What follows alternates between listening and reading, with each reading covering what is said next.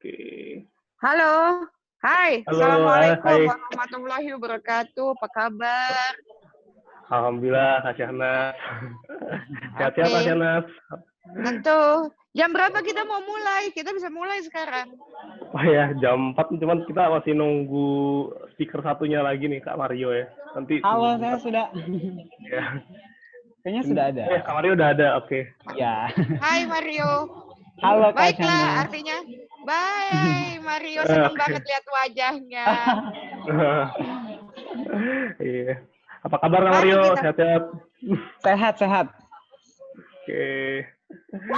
Ini berhubung udah banyak juga yang hadir ya, udah 115 nih. Jadi bisa kita mulai aja ya. Ayo. Oke, selamat sore semuanya peserta webinar sekalian. Selamat sore juga pembicara kita Kak Syahnas Haq dan Kak Mario. Senang sekali hari sore ini kita bisa berkumpul di acara Ngobrol Senja oleh Dwi Kastia Foundation. Oke, sebelumnya kita ngasih sedikit info dulu nih. Jadi Dwi Kastia Foundation adalah non-profit organization yang bergerak di bidang sosial dan pendidikan. Dwi Kastia Foundation merupakan yayasan yang bergerak di bidang sosial pendidikan dan didirikan atas kontribusi untuk kemajuan bangsa dalam membentuk generasi muda yang inovatif, berkarakter mulia, peradaban unggul, dan budaya saing internasional.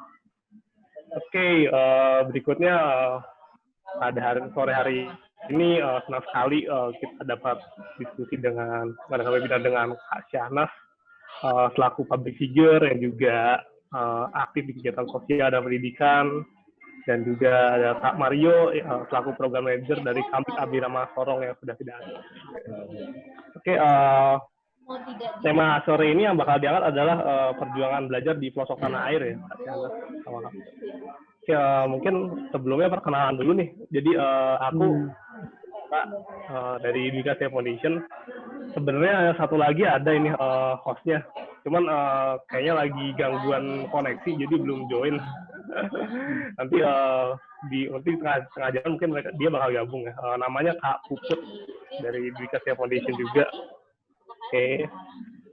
Sebelumnya ada pepatah tak kenal maka tak sayang, jadi boleh sharing lebih dalam dulu nih dengan Kak Syahnas mungkin ya.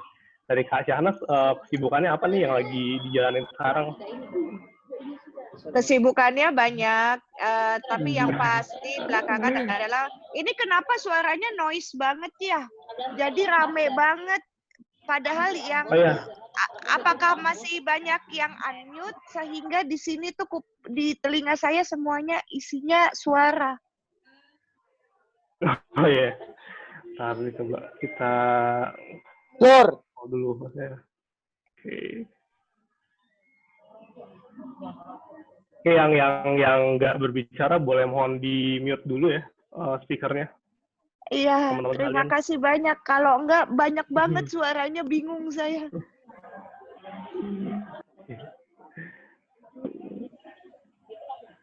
Ini teman-teman sekalian kayaknya lagi banyak yang dengerin di kafe apa ya.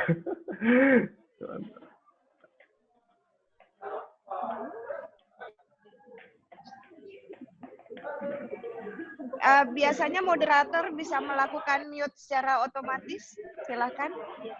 Iya, oke. Dari hostnya lagi di. Silakan dilakukan. Bentar.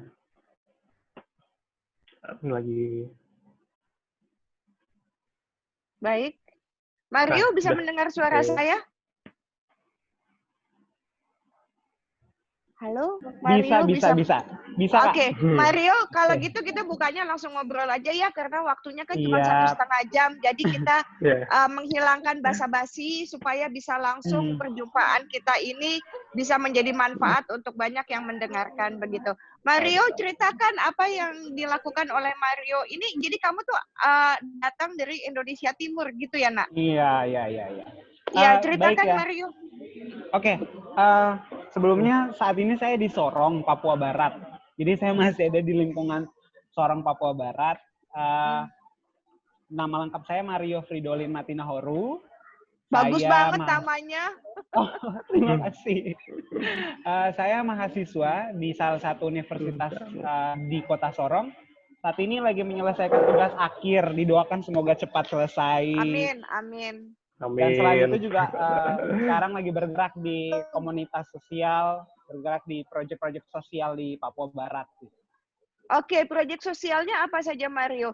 Karena belakangan ini ya saya tuh lagi bergaul banyak sekali sama anak-anak untuk mereka bisa menggali potensinya dan akhirnya pada saatnya, jadi Mario, saya dipanggilnya Syahnas, tapi orang-orang manggil saya Bubu Syahnas, gitu ya, karena anak-anak saya manggil saya Bubu, gitu ya. Nah, halo Kak Sana, Kak Mario, sorry aku baru join nih, soalnya aku tadi wifi-nya sama internetnya lost terus. Aku puput. Halo. Siap.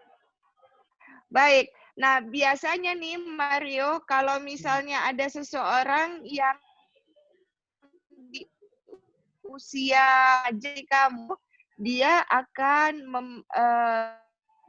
tolok ukur kesuksesannya adalah membuat dirinya sukses, mengembangkan potensinya menjadi luar biasa. Akan tetapi kalau di usia saya yang sudah mau kepala 5, bagaimana diri, tapi bagaimana membagi sukses. Suatu ketika Mario akan ada di Mario bagaimana menyukseskan diri atau mengikuti Mario, mengikuti jejak langkah nyatanya. Nah, jadi ini kan perkumpulan kita ketemu-ketemu sekarang nih selama 1,5 jam. Mudah-mudahan cerita ini nih panggungnya Mario, bukan panggungnya saya. Bagaimana ceritanya Mario ini bisa menginspirasi banyak orang. Silakan Mario. Iya Kak. Oke, mungkin Kak Dwi biar nanti. Oh iya, oke.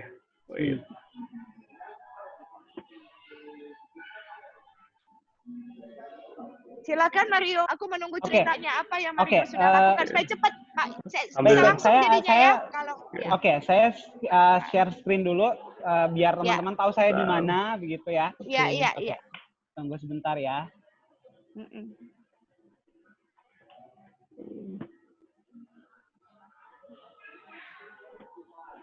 Ini boleh saya sharekan ya? Oke. Iya. Oke. Ya.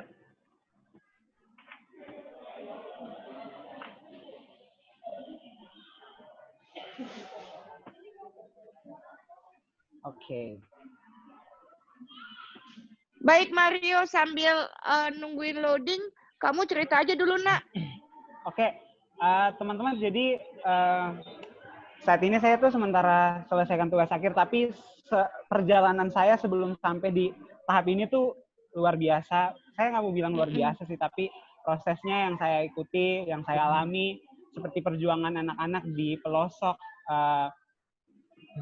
timur Indonesia. Jadi teman-teman, saya berasal, teman-teman sudah lihat screen-nya? Udah. Oke. Papua Barat. Saya berasal dari Papua Barat. Saya di Pulau Misol, khususnya di Raja Ampat sih, kalau teman-teman tahu Raja Ampat.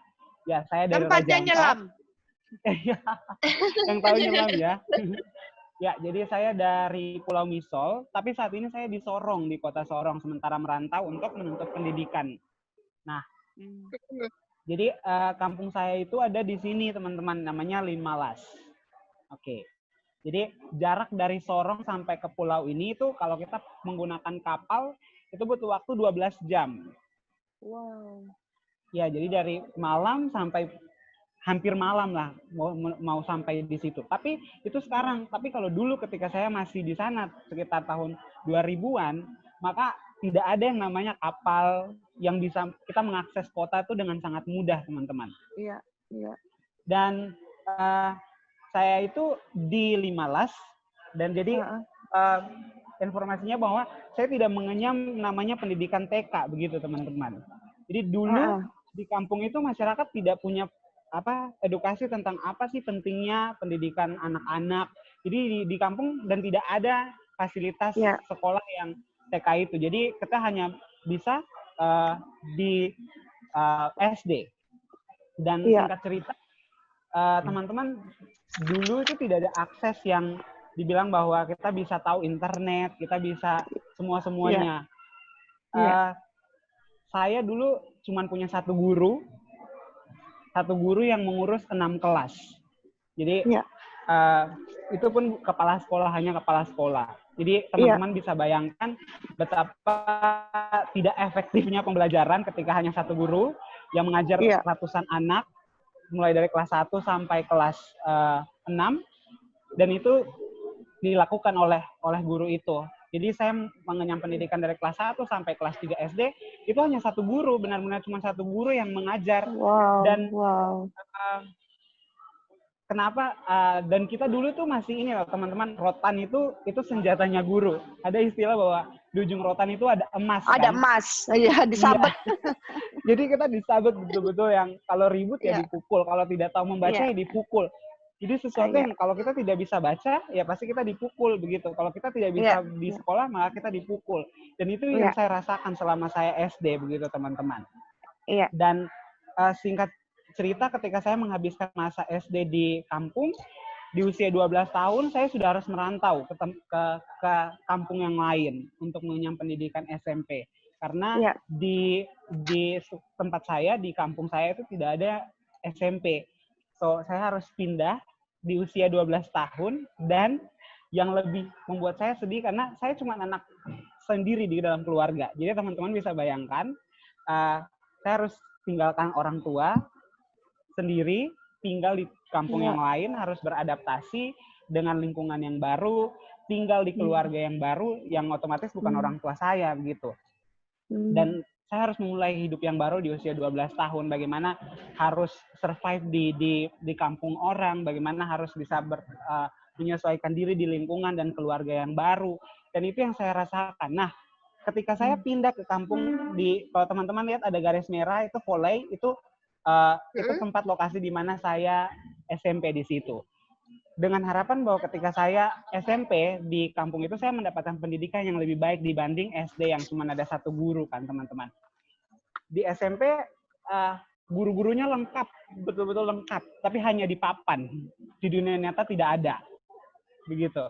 Jadi guru itu namanya banyak di papan, daftar guru itu banyak sekali. Tapi yang kita hadapi adalah tidak ada guru di tempat tugas. Jadi teman-teman, guru itu ada di tempat tugas itu 2 minggu dan berbulan-bulan di Sorong. Berbulan-bulan. Dan ketika guru-guru itu tidak ada ya di tempat tugas, dan ketika mereka berbulan-bulan di kota, ada tugas yang diberikan. Kita dulu itu sampai harus mencatat buku pelajaran yang setebal itu harus dicatat. Dan secara otomatis kita punya writing skill mungkin ini ya baik ya, karena tiap hari mencatat, kerjanya mencatat aja tiap hari mencatat. Dan guru tuh di kota begitu, tidak peduli bagaimana kondisi anak-anak di kampung begitu. Nah, lebih tragisnya ketika mereka kembali ke tempat tugas, mereka beri yang namanya tes atau ulangan begitu teman-teman. Jadi kita tidak dijelaskan ini pelajarannya seperti apa.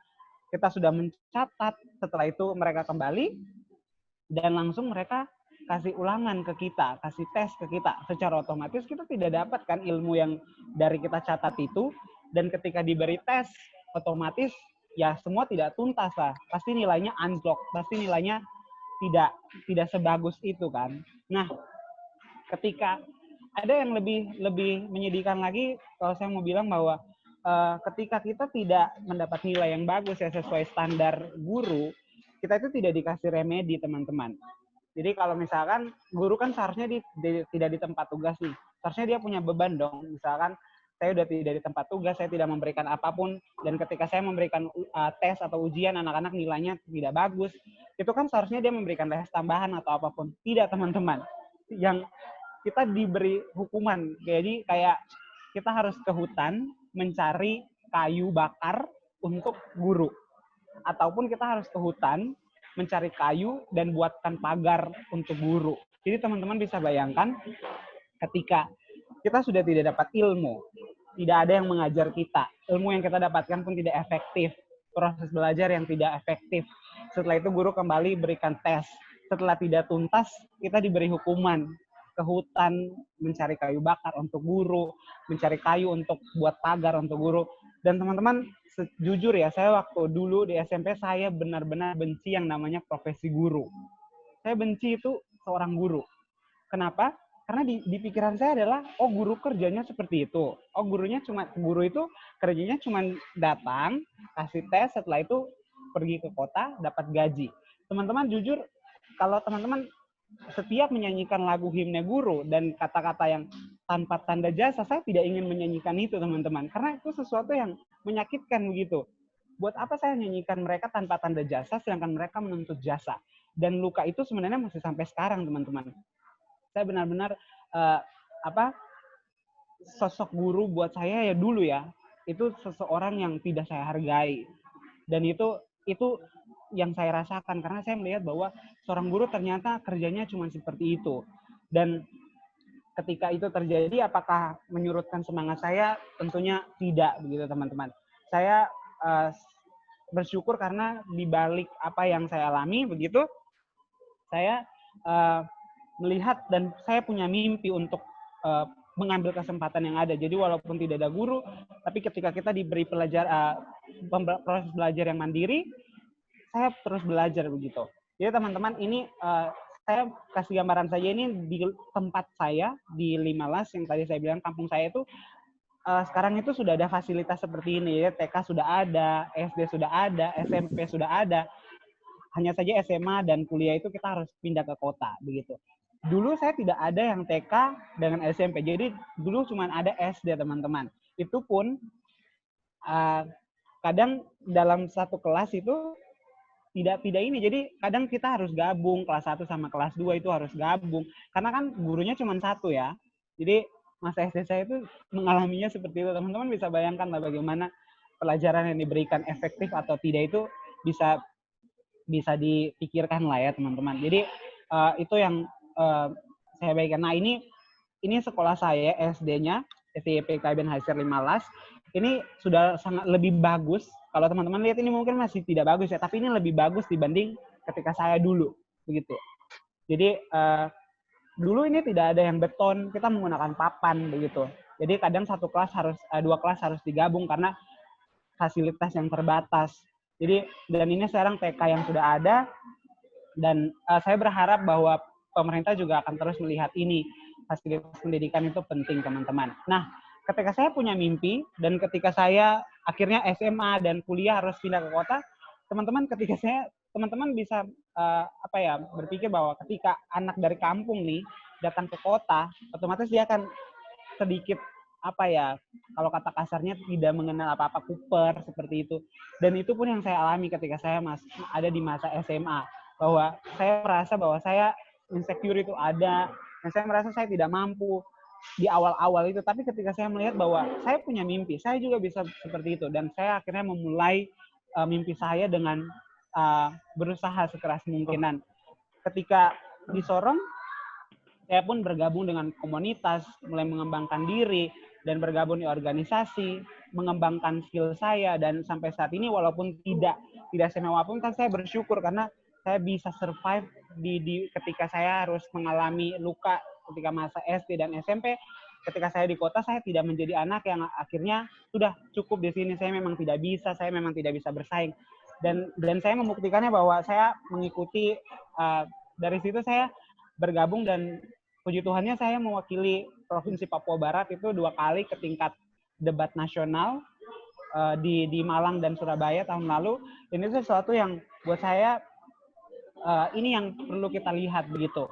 Lalu kemudian saat ini saya juga dapat mengisi beberapa event di radio, lalu di webinar dan itu bukti bahwa ketika kita punya mimpi, kita punya kesempatan. Jadi saya berharap semua yang mendengar hari ini ketika mendengar cerita saya, dan itu bukan hanya saya yang alami, sampai saat ini banyak anak-anak Papua juga yang masih mengalami hal yang sama teman-teman.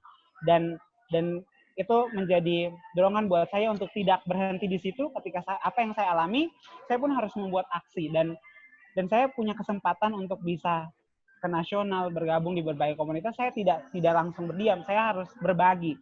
Dan saat ini saya sementara membangun rumah baca di kampung saya, dan ketika saya pulang saya pun harus berbagi itu, rumah baca Japojai, dan Ini buat saya sesuatu yang perlu dilakukan, dan moto hidup saya dalam pelayanan yaitu cuman layanilah setiap generasi negeri ini dengan hati yang tulus, bukan dengan ego.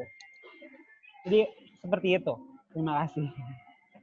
Wah, keren banget Kang Mario. Terima kasih buat sharingnya. Gimana nih Kak Dwi? Keren banget gak sih dari Kak Mario nih tentang profilnya?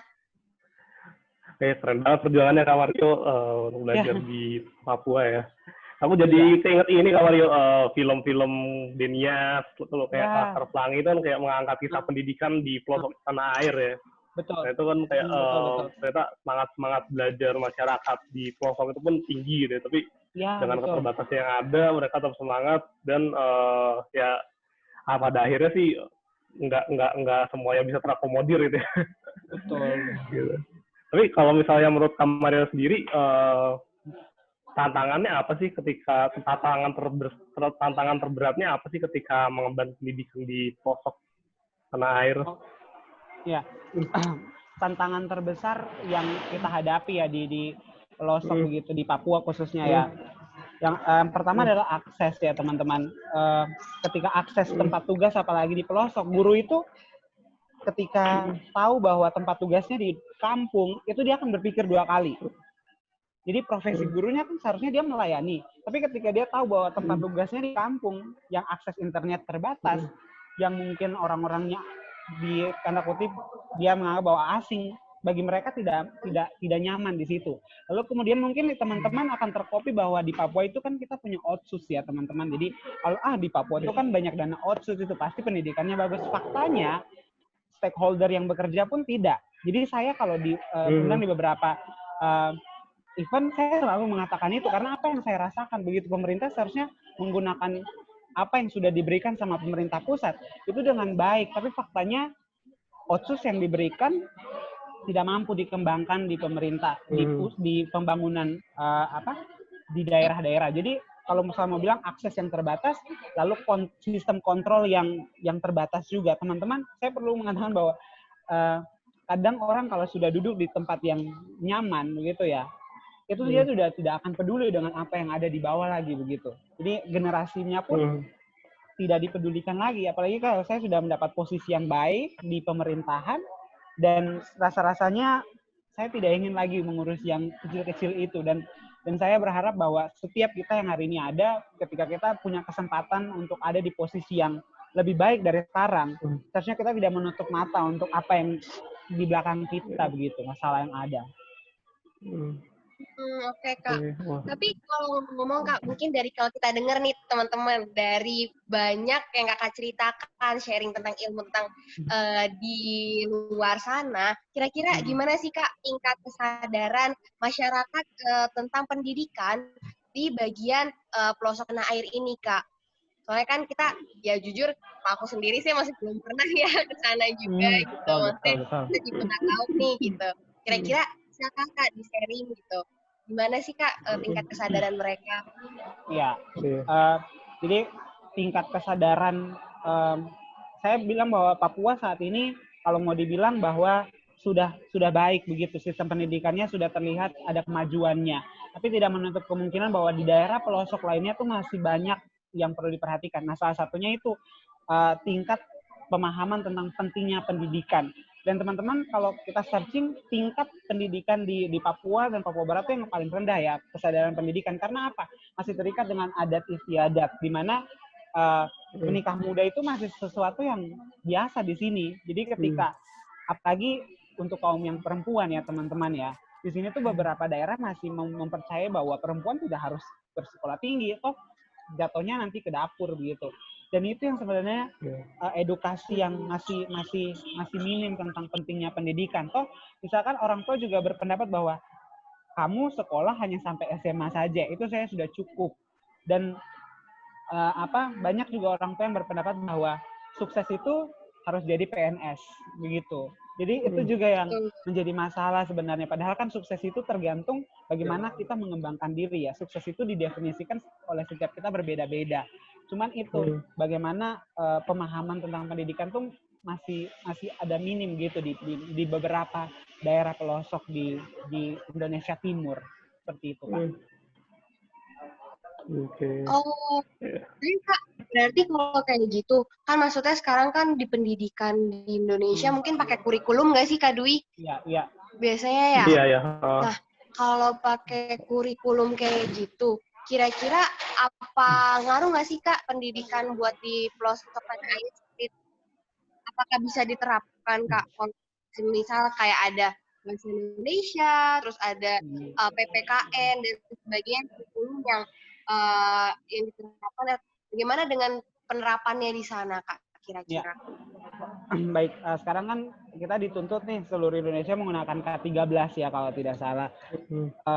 Dan ketika saya bilang bahwa apakah efektif di Papua, saya boleh bilang bahwa efektif dan tidak efektifnya itu tergantung di mana lokasi sekolah itu berada. Jadi kalau kita bilang bahwa di Papua, oh ternyata sukses ke-13, tapi lokasi yang mana? Kalau di kota seperti saya, di Sorong misalkan, di Jayapura misalkan, itu apa yang dibangun sama pemerintah, itu akan berjalan lancar. Tapi teman-teman bayangkan ketika teman-teman yang lain yang ada di daerah pelosok, yang tidak mempunyai akses, yang tidak mempunyai kesempatan yang sama, begitu. Buat saya, sistem yang dibangun oleh pemerintah itu tidak sesuai kebutuhan yang ada di Papua. Jadi beberapa waktu lalu ketika saya diundang, saya merekomendasikan tuh pendidikan yang kontekstual. Jadi apa sih yang sebenarnya dibutuhkan sama anak-anak di Papua? Jadi kita mungkin pemerintah bisa punya goal yang sama, menjadikan anak Indonesia pintar. Tapi untuk mencapai itu, kita mesti bisa menggunakan kurikulum yang berbeda. Jadi buat saya, kurikulum itu bisa beda. Indonesia Barat punya beda, Indonesia Timur beda, Indonesia Tengah pun beda. Jadi sesuai apa yang dibutuhkan di anak-anak di sana. Analoginya contohnya seperti ini, saya ingin ambil mangga misalkan, tapi di pohon, saya bisa pakai tangga, saya bisa jolok, saya pun bisa naik tanpa harus menggunakan itu. Dan itu sama seperti kita ingin anak Indonesia pintar, tapi sistem yang kita bangun pun bisa beda, kurikulum yang kita buat bisa beda. Jadi tahu dulu apa sebenarnya yang dibutuhkan sama anak-anak di Indonesia Timur, tahu apa yang sebenarnya dibutuhkan sama Indonesia Barat atau Indonesia Tengah. Saya tuh seringkali tuh jadi panas begitu ketika berbicara tentang sistem yang dibangun sama pemerintah ya, ketika diterapkan di Papua. Saya rasa bahwa ini pemerintah nih mengatakan bahwa oh kita sampai di Papua, kita assessment di Papua. Tapi kalau ditanya Papua sebelah mana, oh cuman sampai di Sorong, oh minta maaf Pak ya. Ketika bicara Papua itu sesuatu yang besar. Jadi ketika kalau mau buat sesuatu ya lihat apa sih sebenarnya yang dibutuhkan anak-anak Papua supaya ketika apa yang diterapkan itu sesuai kebutuhan. Jadi apa yang mau dicapai pemerintah kita bisa pakai cara yang berbeda gitu Kak. Oke, baik Kak.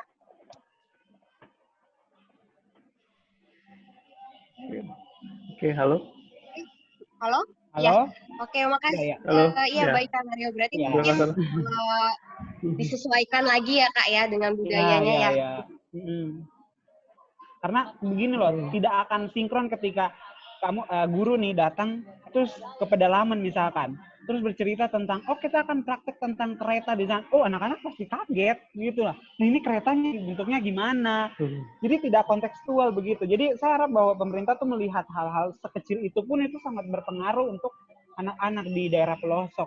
Jadi bukan berarti kita menutup akses ya untuk mereka. Kalau begitu kan menutup akses untuk mereka tahu tentang kereta. Saya bilang tidak. Kan pendidikan itu butuh proses ya. Jadi dengan proses itu pasti mereka akan tahu. Tapi dengan cara bagaimana men-treat mereka itu berbeda. Jadi saya mau bilang bahwa bagaimana cara mengajar anak di pelosok itu beda dengan apa yang mau dimau sama pemerintah di kota begitu. Jadi kalau di kota mungkin ketika di K13 kan kita mau anak-anak lebih aktif dibanding guru. Coba deh kalau seorang guru datang ke pelosok terus halo anak-anak, hari ini kita belajar ini dan kalian yang aktif, mereka keluar teman-teman, mereka keluar dari kelas, itu saya jamin. Gini kan? Begitu teman-teman, jadi pendidikannya mesti pas gini, oh ternyata anak-anak Papua tuh butuh ini, ya kita sesuaikan nih. Oh kita arahkan pelan-pelan, kan pendidikan kan butuh proses ya, tidak datang langsung. Mereka harus bisa presentasi, tapi mereka tidak punya kepercayaan diri. Terus gurunya nuntut, kamu harus bisa presentasi. Tapi dia tidak bisa percaya diri. Kan yang harus disasarkan percayanya diri dulu ya. Baru bagaimana dia presentasi. Jadi itu yang namanya kita harus bisa kontekstual begitu. Jangan kita punya standar yang tinggi, terus kita datang terus kita mau, tapi anak-anak tidak bisa. Sudah, kalau tidak bisa ya kamu bodoh, begitu. Standar pendidikan di Indonesia kan kalau pintar itu harus tahu matematika. Terus kalau saya yang lemah di matematika, berarti saya dicap bodoh. Dan kalau anak-anak Papua misalkan tidak mengerti matematika, maka anak-anak Papua semua bodoh. Kan tidak seperti itu ya standar pendidikan. Itu seperti itu. Saya ingin supaya kita semua bisa mengerti bahwa kita semua punya kesempatan yang sama. Saya dan teman-teman semua punya kesempatan yang sama. Saya di Indonesia Timur punya kesempatan yang sama di berbagai bidang yang kita geluti saat ini. Begitu. Oke, Kak Mario, makasih. Nah, paling Kak Dwi kita harus tanya nih, dari sisi, kan Kak Shahnaz nih, maksudnya udah punya, maksudnya pengalaman tentang sebagai public figure Kak Dwi ya, yang dimana public figure yang memiliki pengalaman tentang sharing, tentang sosial, dan sebagainya. Menurut Kak Shahnaz nih gimana Kak, kalau tentang Kak Mario sebagai pendidikan di pelosok tanah air? Baik, kalau begitu nih kesempatan saya berdua sama Mario, kalian istirahat dulu ya. Baik, terima kasih. Nah, Mario, kita ngobrol ya. Nah, jadi saya sudah memberikan catatan terhadap apa yang disampaikan oleh kamu. Nah, ini Mario, kita ngobrol berdua ya Mario. Please, yang lain minta tolong mute karena masih suaranya bising sekali di kuping saya. Iya, Mario, hanya saya dan berdua Mario saja yang di-unmute. Baik, Mario kok saya nggak ngeliat wajahnya ya? Ada di mana ini Mario? Ini saya di sini. Oke. Baik, sebetulnya ini obrolan saya dengan Mario dan ini bisa dicatat oleh semua anak-anak saya yang ada di sini. Saya diundang ke sini sebetulnya bukan sebagai public figure ya. Kalau sebagai public figure saja, akan tetapi saya tidak melakukan sesuatu, itu namanya saya tidak walk the talk. Ngomong tapi nggak ngejalanin atau ngomong tidak berdasarkan pengalaman. Itu sebabnya waktu saya diundang ke sini berdampingan dengan Mario untuk berbagi inspirasi untuk semuanya yang ikut webinar ini, maka mudah-mudahan apa yang sudah dijalani oleh Mario, pengalamannya, apa yang sudah dijalani oleh saya, ini bisa menjadi catatan-catatan. Baik buat semuanya, anak-anakku sayang, ini usianya pada berapa saya nggak tahu ya, tapi kayaknya terlihat saya yang paling tua nih di sini gitu ya. Jadi untuk adik-adikku sayang, anak-anakku sayang, saya minta tolong siapin pena. Mario kalau ada pena tulis ya. Tolong siapin pena dan tolong siapkan kertas. Sama seperti kayak Mario bicara, saya tuh menulis begitu. Kemudian itu cara kita belajar sesuatu. Karena apa? Belajar itu, ini sebetulnya lagi ngobrol kayak begini nih, sekaligus saya memberikan pemaparan. Mario dan juga adik-adikku yang lain, benar bahwa setiap orang lain ladang, lain ilalang. Nggak bisa satu resep penyakit disikat untuk obatnya harus sama. Nggak mungkin, ya. Maka memang resepnya mesti beda-beda, caranya beda-beda. Tapi ada satu yang sama. Yang sama adalah, nih, saya mulai begini dulu ya, ini juga jadi ilmu buat Mario. Mario, tolong kamu lihat nih, ya wajah teman-teman yang lagi ada di sini ya. Siapa yang tunjuk tangan ya Mario ya, kita main. Kamu yang bagian lihat, saya yang bagian kasih materi, oke? Okay? Ya. Jadi adik-adikku sayang, kalau memang ini terasa sepertinya kayaknya kalian banget, jadi silakan tunjuk tangan. Siapa di sini yang nyimpan uang di dompet rapih banget? 100.000, 50.000, 20.000, 10.000, 5.000, 2.000, tunjuk tangan. Rapih banget di dompet naruhnya. Banyak nggak Mario yang tunjuk tangan? Banyak. Oke. Siapa di sini yang suka ngebetulin keset kaki mencong kalau masuk ke dalam ruangan? Tunjuk tangan. Banyak Mario. Aku. Beberapa. Baik ya. Jadi nggak usah dijawab secara audio. Semuanya audionya di-mute saja. Pokoknya tunjuk tangan. Tapi please videonya dinyalain supaya saya bisa ngelihat wajahnya. Oke, jadi Mario juga bisa melihat wajahnya. Audionya di-mute teman-teman, adik-adikku sayang.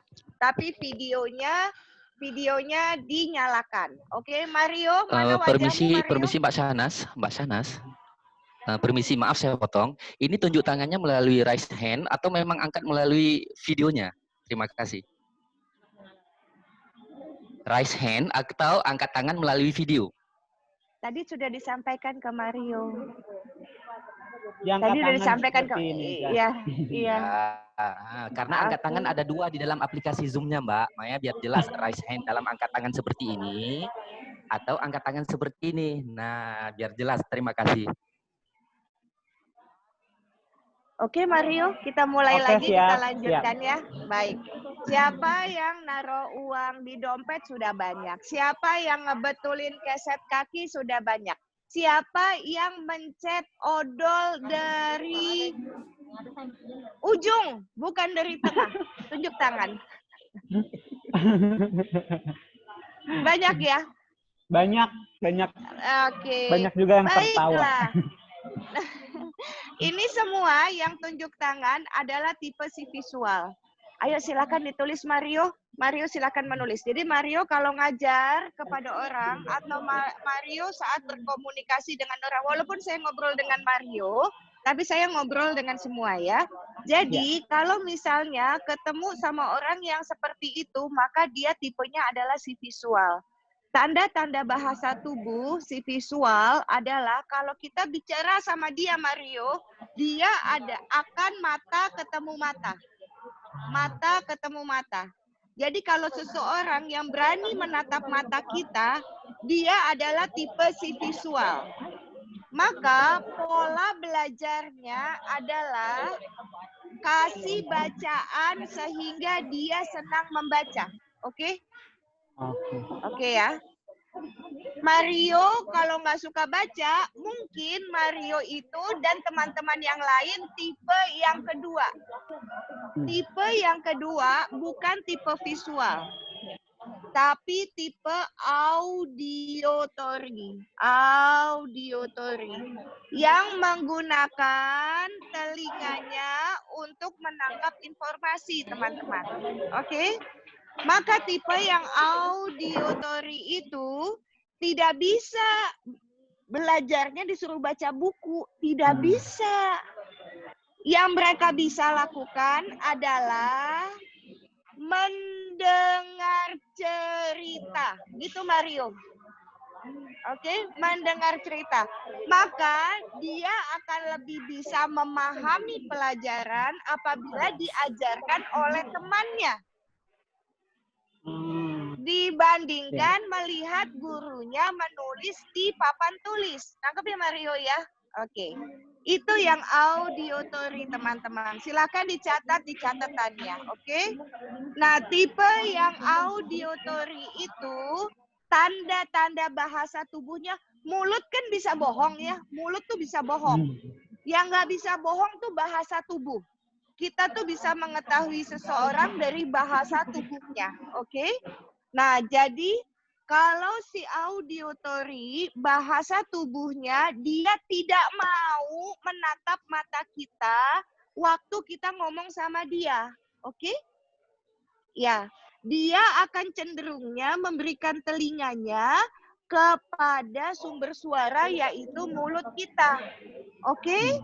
Nah, biasanya, makanya para teman-teman, adik-adikku, anak-anakku sayang, jangan pernah sakit hati kalau lagi ngobrol sama orang atau lagi mengajar anak-anak, dia melakukan multitasking. Multitasking, pelengos-pelengos, sambil nyatet, sambil main handphone, sambil melakukan yang lain. Tahu nggak kenapa? Karena emang dia tidak butuh matanya. Yang dia butuhkan adalah telinganya untuk memahami sumber suara. Oke ya, paham ya? Yang ketiga adalah tipe kinestetik. Silakan Mario dicatat dan teman-teman adik-adik semua. Tipe kinestetik itu yang kayak begini. Mario dan semua lihat ya, lihat ke saya, lihat ke layar. Kalau dia pegang pena, dia suka goyang-goyangin begini. Atau dikit-dikit ya, dikit-dikit dia betulin, kalau yang pakai hijab, dia betulin hijabnya. Atau yang nggak pakai hijab, dikit-dikit betulin rambutnya, atau betulin gelangnya. Atau kalau lagi duduk, dia kakinya goyang-goyang terus kayak belatung nangka, nggak bisa diem. Kayak tukang jahit, nggak bisa diem. Nah, orang yang seperti itu atau anak yang seperti itu adalah anak kinestetik. Oke? Anak kinestetik. Anak yang tidak bisa, Mario ada di mana wajahnya ya? Saya kehilangan Mario. Mario? Ada di mana Mario? Apakah Mario hilang? Hadir. Oke, baiklah. Jadi anak yang memakai kinestetik ya adalah anak yang mungkin kayak Mario. Nggak bisa dikasih bacaan, nggak ngerti dikasih bacaan. Nggak bisa baca, nggak senang baca. Jadi bukan nggak bisa baca Mario, nggak senang baca Mario. Nggak senang baca. Nggak senang juga diceritain, tetapi dia senangnya praktek. Itu sebabnya para murid kalau ujian teori nilainya jeblok. Tetapi kalau pas praktek dapat nilainya A, lulusnya luar biasa gitu. Jadi untuk teman-teman semua di sini, para relawan atau penggerak pendidikan buat anak-anak Indonesia, pahami dulu modalitas seorang anak memahami pelajarannya. Oke ya? Nah itu yang pertama Mario.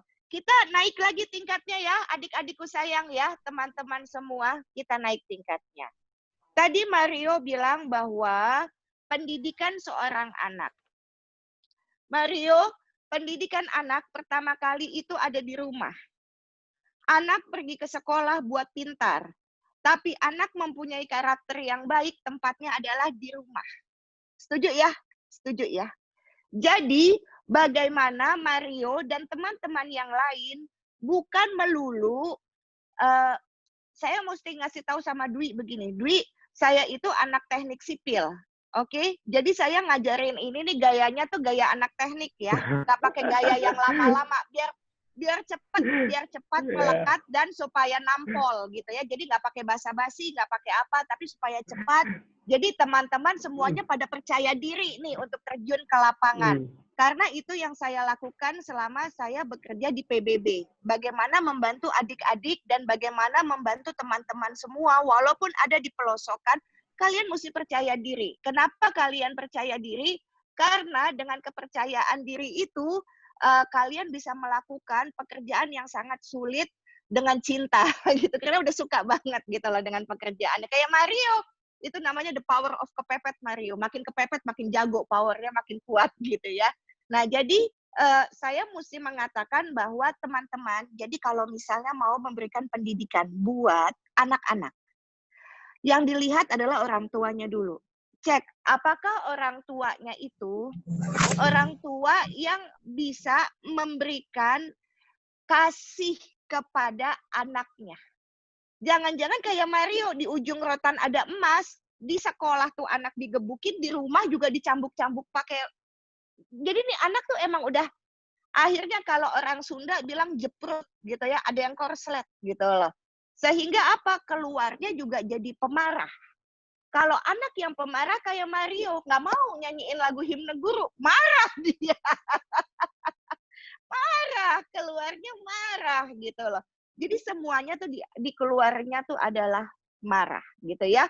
Jadi teman-teman yang para penggerak pendidikan, yuk luangkan waktu datang ke rumah muridnya masing-masing. Saya teringat sekali waktu saya membantu Profesor Yohanes Surya. Mario, saya pergi ke kabupaten-kabupaten yang ada di Papua, tahu Mario? Kemudian mengumpulkan anak-anak Mario yang betul-betul disisihkan. Disisihkan apa tuh? Yang nggak naik kelas udah beberapa kali. Yang umurnya berapa, udah berapa tahun tapi masih nggak bisa baca. Begitu Mario. Apa yang dilakukan waktu itu masih Ibu Linda Agum Gumelar, menterinya. Menteri Perempuan dan Anak-anak. Kemudian kami mengambil tuh Mario. Kami mengambil anak-anak bekerja sama di setiap kabupaten, anak-anak yang betul-betul udah hopeless lah Mario, ya hopeless gitu loh. Diambil, kemudian tentu dibayarin sama Pak Bupatinya, ada dana dari Bupati, diambil. Jumlahnya ada 30 anak. 30 anak, usianya beragam. Dan pasti kemampuannya jauh di bawah rata-rata, bukan rata-rata lagi, jauh di bawah rata-rata. Bayangkan. 6 bulan dilatih. Kemudian ikut Olimpiade Matematika di Amerika. Apa yang terjadi Mario? Mereka bisa mengalahkan anak-anak Rusia. Anak Papua. Mario boleh cek itu beritanya. Ada. Luar biasa. Jadi setiap anak itu pintar. Setiap anak itu lahir itu cerdas. Mario juga cerdas. Luar biasa cerdas. Yang kalau memang seseorang anak murid belum bisa, itu bukan anak itu yang salah. Jadi yang salah apa? Yang salah orang dewasa yang mendampinginya. Orang yang tidak bisa membuka kunci bagaimana peti Pandora itu terbuka. Karena peti, kalau misalnya Mario dan teman-teman yang lain pernah tahu tentang filosofi Pandora, adalah itu peti nggak boleh dibuka. Itu kemudian dibuka. Ini cerita Yunani kuno nih. Kemudian dibuka. Semuanya bertebarangan. Terbang. Segala sisi yang jelek dari manusia. Penyakit, sakit hati, iri hati. Pokoknya semua penyakit hati itu yang jelek-jelek keluar. Ternyata ada satu yang nggak terbang di dalam peti itu masih ada. Tahu nggak apa namanya? Hope. Namanya harapan. Harapan itu nggak pernah hilang. Harapan itu tidak pernah terbang. Harapan itu kenapa tidak bisa terbang? Karena selalu ada kita. Ada selalu Mario, ada saya, ada Farhan, ada Dwi. Farhan habis nyisir tadi gue lihat. Dia lagi nyisir-nyisir. Kemudian ada Farhan ketawa. Ada Putri, ada semuanya. Ada banyak yang ada di sini. Karena ada kita. Hope itu tidak terbang, tidak hilang. Itulah pendidikan anak-anak Indonesia. Jadi, sekarang apa yang bisa kita lakukan untuk membuat semua orang bergerak? Itu penting. Mario melakukan sesuatu dengan caranya. Saya melakukan sesuatu. Fajri juga yang pakai kaos kuning tadi melakukan sesuatu dengan caranya. Semua orang punya caranya. Emang buat apa sih, Nas? Kita sibuk-sibuk ngurusin kayak gini. Buat bekal kalau kita mati, tahu? Emang disangkanya semuanya pada nggak mati apa gitu, bener kan Mario? Jadi kan Mario apa Katolik apa Protestan, nak?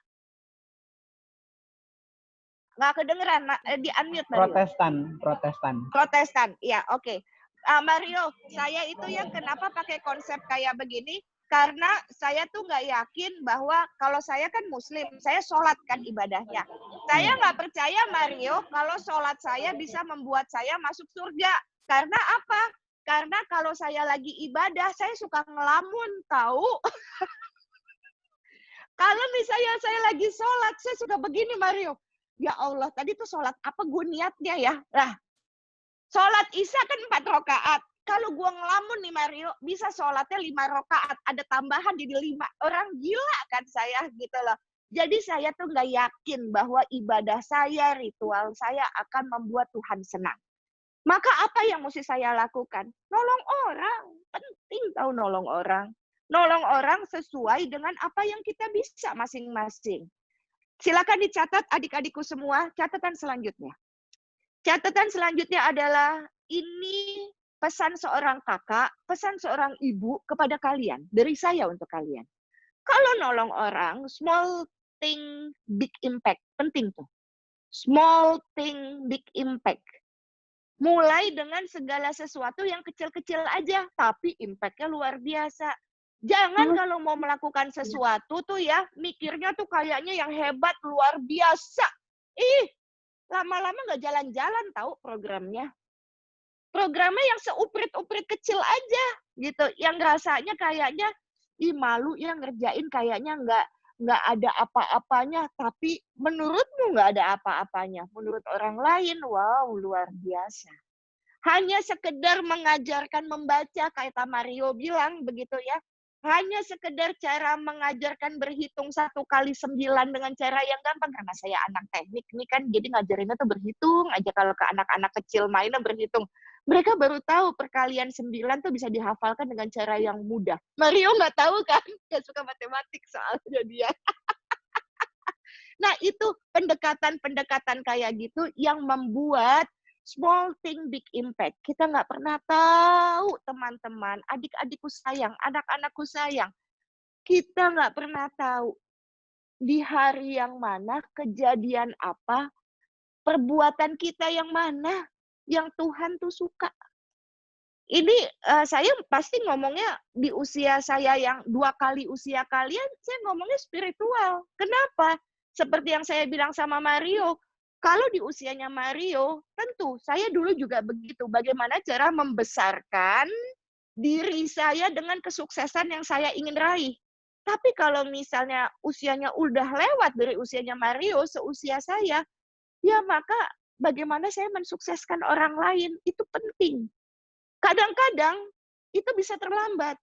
Alhamdulillah kalau misalnya umurnya masih bisa di usia 50. Teman-teman saya tuh banyak yang udah meninggal, tau nggak? Kemarin tuh berapa banyak teman saya yang kena COVID, sekarang aja masih banyak yang dirawat. Jadi banyak yang akan lewat untuk meninggal. Jadi buat saya, kalau mau melakukan sesuatu, jangan entar. Jangan nunggu nanti. Sekarang. Karena melakukan sesuatu tuh bukan modal. Modalnya bukan duit. Modalnya tuh compassion. Modalnya tuh cinta kasih. Modalnya tuh mencintai sesuatu yang kita lakukan. Kalau kita sudah cinta dengan sesuatu yang kita lakukan, maka kita udah nggak ngeluh. Silakan dicatat. Modal yang pertama adalah cinta.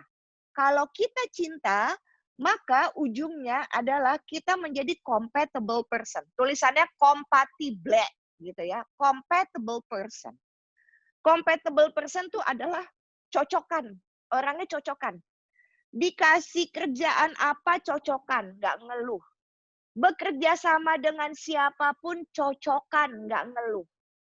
Punya duit, senang. Enggak juga jadi berfoya-foya. Nggak punya duit, nggak kelihatan lu miskin. Gitu loh. Karena apa? Lu nggak pernah ngeluh dan nggak pernah menceritakan di depan publik, aduh gue susah, aduh gue susah. Nggak usah. Segala sesuatu yang sedih nggak usah diumbar. Gitu loh. Kita itu mesti memberikan energinya tuh positif. Karena apa? Karena itu nular, tahu. Kalau misalnya kita ngomong yang jelek-jelek, semua tuh ngerasanya tuh hatinya tuh nggak enak. Tapi kalau kita ngomong sesuatu yang menyenangkan, semuanya tuh kayak menular, tertular senang. Sama seperti ini, Mario. Walaupun saya ngomongnya sama Mario, sebetulnya saya ngomong sama kalian semua. Sama seperti ini. Pilih teman yang baik ya. Pilih lingkungan yang benar. Tulis tuh. Pilih lingkungan yang benar. Jangan pilih lingkungan yang beracun. Oke? Kalau kita mau melakukan sesuatu kebaikan, ya, sebagai anak muda dalam sebuah organisasi, pilih-pilih. Jangan pilih yang toksik. Jangan pilih yang beracun istilahnya. Iya loh. Kalau kita berteman sama pandai besi, ya kan ikut hitam mukanya, bernoda. Ikut bolong nih bajunya. Kalau misalnya kita berteman dengan penjual parfum, ikut wangi, tahu bajunya. Makanya milih. Kalau misalnya pada dasarnya Anda adalah tipe orang yang suka ngeluh, jangan berteman sama si pengeluh, nanti dua-duanya cepat mati, tahu? Bukan mati usianya, mati juga impiannya. Karena nggak mau bergerak, nggak mau ngejalanin. Selalu dimulainya dengan keluhan. Nangkep ya maksudnya ya? Nangkep, oke. Yang kedua adalah, tadi saya pendidikan anak udah ya. Kalau misalnya rotan, di ujung rotan ada emas, buat Mario dan teman-teman semuanya, bahwa memang itu sudah kuno, gitu ya. Karena keluarnya jadi kita menghasilkan adalah anak-anak yang pendendam. Saya nggak tahu dari yang kumpul 100 orang lebih ini, berapa yang sudah menikah. Tapi kalau misalnya Anda belum menikah, ingat pesan saya. Tapi kalau Anda sudah menikah, buktikan omongan saya. Kalau kita dibesarkan dengan dipukul, percaya sama saya. Kalau kalian punya anak, kalian pasti mukul anak kalian juga. Betul ya? Kalau kalian dicubit, pasti kalian nanti punya cucu ngecubit juga. Itu kekerasan itu 7 turunan, nggak selesai-selesai tahu. Jadi artinya, kalau silakan ditulis, di ujung rotan ada emas, konsep zaman dulu kita ubah dengan pakai tangan besi, tapi sarung tangannya bludru. Tangannya tangan besi. Namanya, istilahnya adalah tough love. Tough love. Cinta, tapi ngedidik. Oke? Jadi contohnya, kalian jadi relawan jangan kayak helikopter. Ngerti nggak kayak helikopter itu? Jadi kemana-mana dipantau, diikutin. Jangan, kalian itu orang tua. Mereka itu adalah buah hatinya, anaknya. Jadi konsepnya sebagai orang tua, sebagai guru, nggak bisa konsepnya itu kayak helikopter. Jadi biarin dia melakukan kesalahan. Dalam kesalahan nanti dia belajar bagaimana caranya betul, gitu ya. Contohnya begini nih, contohnya. Kalau pelajaran ketinggalan di rumah, PR-nya ketinggalan di rumah. Ini anak pasti menghubungi orang tuanya supaya nggak dihukum kan. Jadi dia minta tolong nih, Bapak, Ibu, tolong dong susulin tugas aku yang ketinggalan di rumah. Maka tough love itu adalah jangan disusulin. Walaupun dia nangis, biarin aja. Kenapa? Nanti dia akan belajar bagaimana bangun lebih pagi atau menyiapkan itu semua sejak malam hari. Nangkep ya maksudnya ya? Itu tough love. Misalnya nih, kalian nanti kalau jadi para ayah, para bunda, ingat ya omongan saya, kalau kalian mau punya buah hatinya pada tangguh semua, jangan pernah menghabiskan makan di piring nasi anaknya. Banyak yang menghabiskan makan dianggapnya mubazir, nanti temannya setan kalau enggak. Nasi mahal, susah gitu ya. Jangan. Karena apa? Suruh dia menyelesaikan dan menghabiskan sendiri. Karena makanan itu dia yang ngambil sendiri, dia yang pilih sendiri. Karena supaya apa? Supaya dia belajar mission accomplished namanya. Menyelesaikan tugas dengan baik namanya. Dimulai dari kecil. Dimulai dari menghabiskan makanan tanpa ada sisa. Kan ada lagu anak-anak yang banyak-banyak makan, jangan ada sisa. Sebenarnya lagu anak tuh udah menceritakan tentang itu. Oke? Tapi kita yang orang tua yang mengobrek-abrekannya. Padahal sebetulnya itu adalah pendidikan untuk dia menyelesaikan setiap tugasnya. Karena apa? Kalau kalian jadi relawan, mau membangun sebuah tempat, nggak bisa semuanya kalian yang menyelesaikan. Biarin dia yang menyelesaikan. Kalau salah gimana Syahnas? Biarin salah.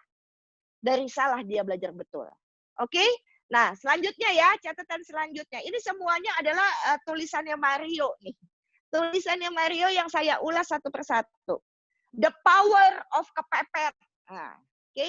Kalian mesti berbahagia kalau hidup kalian susah, bikin program susah, semuanya susah. Itu namanya pada saat sulit, ya, pada saat sulit kalian mendapat kekuatan. Contohnya nih ya, contoh yang paling mudah adalah begini. Saya itu kan tidak suka olahraga ya, tidak suka olahraga. Tapi suatu ketika kalau saya lagi jalan, tiba-tiba di belakang saya ada anjing gila. Anjing itu ngejar kaki saya. Udah gitu anjing itu kayaknya rabies. Saya bisa lari kencang. Dan kalau itu ada tembok, saya bisa loncat setinggi apapun karena saya takut digigit. Betul kan? Karena apa? Itulah the power of kepepet. Ngerti? Jadi kita nggak pernah tahu ada energi dari mana kalau memang hidup kita kepepet. Berbahagialah kalau hidup kalian tidak gemari, pahlo, jinawi, toto, tentrem, kertora, harjo. Nah itu tuh. Kata Mario, apa tuh gue Indonesia Timur? Ngomong Jawa, gue nggak ngerti. Gitu ya. Jadi kalau misalnya semuanya itu gemari, pahlo, jinawi, semuanya ada Mario. Kalau semuanya tersedia, lahirnya kaya, anak keluarga kaya, wajah cantik, wajah ganteng, hidupnya selalu dilindungin sama ibu bapak. Ini anak gedenya nih, pasti akan bermasalah. Betul ya? Betul. Kalau Mario menceritakan dengan segala keterbatasannya, dengan segala kesulitannya, Allahu Akbar. Terima kasih Tuhan. Kamu mesti terima kasih sama Tuhan. Karena apa? Mario, tidak ada emas yang bisa diwujudkan tanpa api yang sangat panas. Nggak ada. Oke? Jadi kalian udah punya modalitas dengan kesulitan itu. Tinggal bagaimana menggunakannya. Apakah menggunakan itu menjadi the power of kepepet, ataukah menggunakan itu menjadi bahan untuk mengeluh di sosial media? Ngerti? Jangan mengeluh di sosial media, tahu? Karena apa? Karena itu akan menebarkan keresahan. Kalau di sosial media, di umum, apa dong Syahnas yang mesti saya lakukan? Memberikan inspirasi. Karena kalian mesti jadi anak muda yang inspiratif, yang bisa diikuti jejak langkah nyatanya. Supaya banyak ada, jangan ada satu Mario di Indonesia Timur. Harusnya ada 10. Dari 10 jadi 100. Dari 100 jadi 1000. Gitu lah. Ngerti ya? Kita tuh bertanggung jawab loh atas orang lain. Kalau orang lain itu mengikuti kesalahan kita, tanggung jawab loh depan Tuhan. Tapi kalau misalnya orang lain mengikuti jejak langkah nyata kita dengan kebaikan, hal-hal yang baik, maka mudah-mudahan kalau kita meninggal Tuhan senang, tahu nggak? Karena apa? Kita semua nih, adik-adikku sayang, anak-anakku sayang, kita semua, kita tuh diciptakan bukan asal-asalan tahu. Kita tuh diciptakan bukan karena nggak sengaja, tahu. Ini semuanya ada tugasnya masing-masing. Mario tuh ada tugasnya, saya ada tugasnya. Kemudian ada Fadilah ada tugasnya, Maria, Fauzatin, semuanya ada tugasnya di sini. Shelly ada tugasnya, Kirana ada tugasnya, Isana Diana ada tugasnya. Semua, Dwi juga ada tugasnya ya, Dwi selain jadi moderator. Jadi setiap orang itu ada tugasnya untuk melakukan sesuatu. Istilahnya adalah menjadi pemimpin. Jadi penyeimbang. Ayo sayang, kita lakukan peran kita masing-masing. Oke? Kita tuh bikin perkumpulan begini, Dwi tuh udah bikin nih. Kayak begini, adalah buat apa? Bukan untuk saling mengeluh, tapi apa? Saling menguatkan. Syahnas, kamu bisa ngomong gitu kayak apa? Saya bisa ngomong kayak begini karena saya walk the talk. Karena saya udah mengerjakan apa yang saya lakukan dan saya bisa berbagi kepada kalian. Ditambah, saya tuh 22 tahun, saya adalah survivor kanker ovarium. Kalian jangan main-main sama saya. 22 tahun yang lalu saya hampir mati, tahu? Karena kanker saya. Dikit lagi, Allah baik aja dikasih hidup. Dikasih hidup kan mesti ada gunanya ya. Kalau misalnya kita hidup tidak ada gunanya, maka kita semua nggak ada bedanya sama mamalia yang lain. Zara nggak ada bedanya sama pesut, Zara. Oke? Yohana nggak ada bedanya sama kucing. Kalau misalnya asal hidup, tapi nggak ada gunanya. Dia juga nggak ada. Kalau misalnya dia nggak ngerjain apa-apa, Isti nggak ngerjain apa-apa. Apa bedanya sama lumba-lumba? Ya kan? Artinya kita mesti melakukan sesuatu yang berguna. Masih ingat tadi saya bilang apa? Small things, big impact, sayang. Small things, big impact. Itu yang penting. Small things, big impact. Kerjainnya kecil-kecil aja dulu. Ya kecil-kecil, nggak usah yang gede-gede. Kecil-kecil itu kayak snowball. Makin lama itu makin bergerak, dan akhirnya apa? Menjadi besar. Oke? The power of kepepet, visual, auditory, kinestetik, udah. Terakhir ya, sebelum tanya jawab ya, karena kita udah tinggal setengah jam lagi. Udah dicatat? Udah siap untuk dicatat? Mario, mana sih? Mario, Bubu kehilangan wajahmu. Mana kamu? Hadir. Oh iya, baiklah. Mario, lanjut ya, kita nyatat lagi buat semuanya. Manusia dibagi 3 bagian. Sesudah visual, auditory, kinestetik, manusia dibagi 3 bagian. Kepala tuh isinya sama dengan, catat, kepala tuh isinya sama dengan ilmu pengetahuan. Anak-anakku sayang, adik-adikku sayang, kalian itu sekarang sebanyak-banyaknya baca. Baca buku, jangan baca lambe turah. Lambe nyinyir, lambe turah, asik-asik gosip aja yang dibacain. Baca buku, oke? Karena apa? Karena 5 tahun nih kalian dari sekarang itu tergantung buku apa yang kalian baca dan dengan siapa kalian diskusi. Isi kepalanya, isi. Oke? Yang kedua adalah tangan. Tangan tuh masuknya keterampilan ya. Jadi latih terus kebisaannya apa? Latih terus kebisaannya apa? Supaya apa? Supaya menjadi ahli. Mario, Bubu tuh pernah ketemu gini, aku kan anak teknik sipil ya, terus teman-temanku yang teknik elektro tuh, aku sampai ketawa ngakak-ngakak, tahu nggak? Mereka itu suka kesetrum, nggak lebih pinter dari tukang listrik. Padahal tukang listrik itu lulusannya cuma STM, Mario. Sementara teman-teman aku yang kuliah di elektro tuh ya Allah, yang IPK-nya tuh GPA-nya bisa 3,8, mendekati 4, tapi kesetrum. Kalah sama tukang listrik gitu loh. Nangkep maksudnya kalian semua? Nangkep? Jadi yang pertama apa? Isi kepala. Karena isi kepala kalian mesti diskusi. Diskusi. Ngobrol. Jadi selesai baca, diskusi. Pilih teman diskusi. Jangan milih teman yang toksik. Jangan milih lingkungan yang beracun. Jangan. Oke? Pakai baca buku, berdiskusi, latih keterampilan. Dan yang ketiga adalah hati. Ini ngomongin soal hati. Bagaimana kita punya empati, simpati, dan compassion. 3. Empati, simpati, compassion. Udah gitu aja.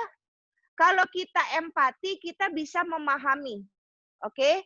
Kemudian kita juga bisa empati ya. Empati, kita bersimpati, kita berempati. Kemudian kita melakukannya karena compassion. Catat selanjutnya. Yang kalian lakukan, looking for respect, not attention. Oke? Penting. Kalau kalian bekerja ini nih ya, mencari attention, mencari perhatian, maka hidupnya drama banget.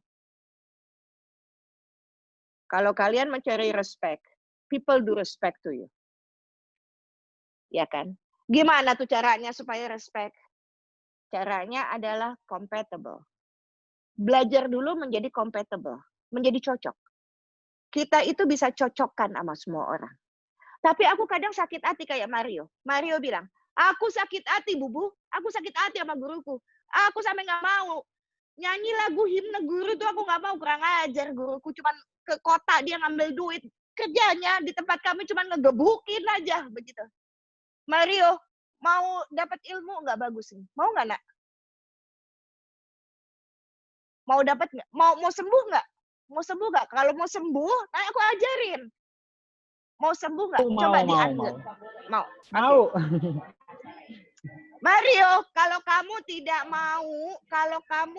mau melepaskan luka batinmu, maka kamu kayak ini nih ya, kayak pisau lagi nancep di dada, terus kamu bawa kemana-mana selama bertahun-tahun. Berapa usiamu sekarang? 21. Mario usia 21 tahun. Usianya Mario 21 tahun. Kejadianmu tahun berapa, Mario? Waktu kamu SD? SMP lah, kira-kira 14 tahun. Jadi udah berapa? 7 tahun, Mario? Iya. Iya, 7 tahun. Ada orang yang 20-30 tahun dia bawa luka batinnya kayak begitu, Mario. Bertahun-tahun. Maka ilmunya nih, Mario, pertama adalah maafkan. Oke? Maafkan tokoh itu, sosok itu. Mario masih ingat nggak namanya siapa? Masih, semua guru masih kayaknya. Yang Mario bikin sampai kamu nggak mau nyanyi lagu himne guru itu namanya siapa? Beliau tahu namanya? Iya, karena inisialnya memang tidak ada.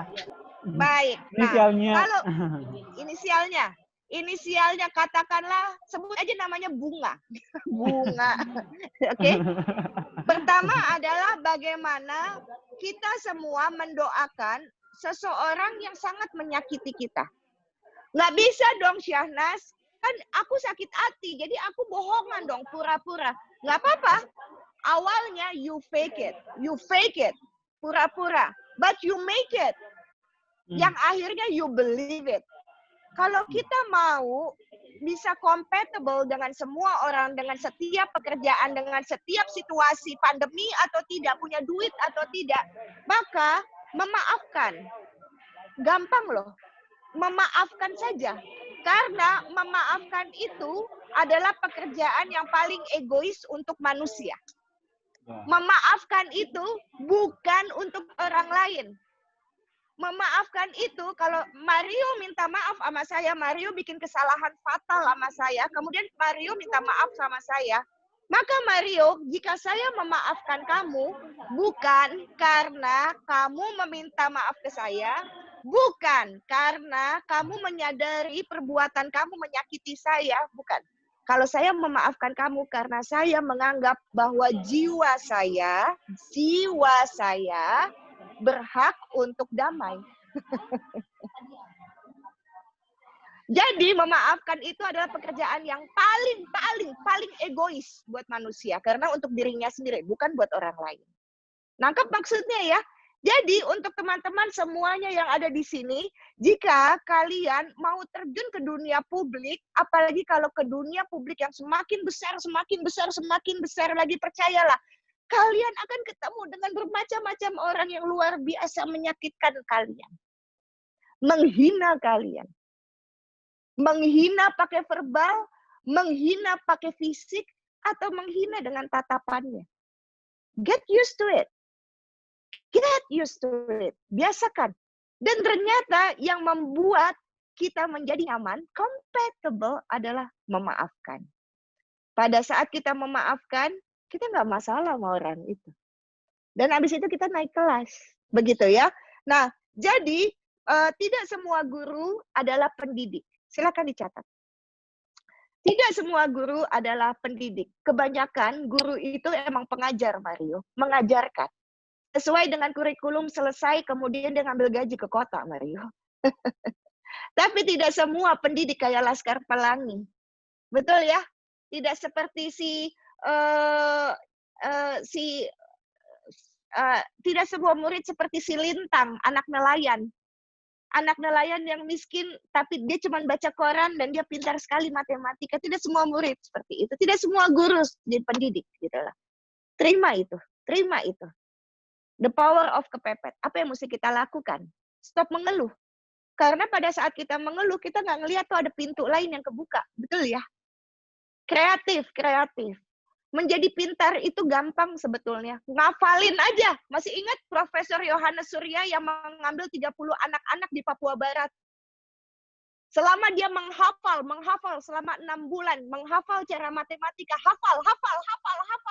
6 bulan, setiap hari 8 jam mereka menghafal. Selama 6 bulan, every day. Dibawa ke Jakarta, ditaruh di asrama seperti mesin, seperti robot, disuruh menghafal. Keluarnya itu anak 30-nya semuanya jenius dan mereka bisa mengalahkan, mendapat emas, medali emas mengalahkan anak Rusia. Bayangkan, bukan anak Amerika lagi, anak Rusia yang dari lahir aja udah bisa ngitung. Pintar itu gampang. Yang sulit itu apa? Kreatif. Kreativitas itu sulit. Kalau hanya sekedar pintar, itu mudah. Oke, baiklah. Demikian saya kembalikan ke dua moderator saya yang ganteng dan yang cantik. Mario, kita tinggal menunggu siapa yang mau bertanya. Terima kasih semuanya. Assalamualaikum warahmatullahi wabarakatuh. Silakan. Waalaikumsalam. Oke, terima kasih Kak Mario, Kak Syahnas atas sharingnya. Bermanfaat sekali ya sharingnya sore ini. Tadi ada quote dari Kak Syahnas, tidak ada emas yang tidak dipanaskan dengan api yang panas. Itu luar biasa sekali ya buat teman-teman sekalian. Jadi dengan patah semangat berusaha mengejar mimpi sekalian, karena harapan adalah kekuatan kita yang paling dalam gitu ya. Oke, selanjutnya buat audiens kalian boleh yang mau mengajukan pertanyaan bisa menyalakan video dan mic-nya atau bisa via teks pertanyaannya.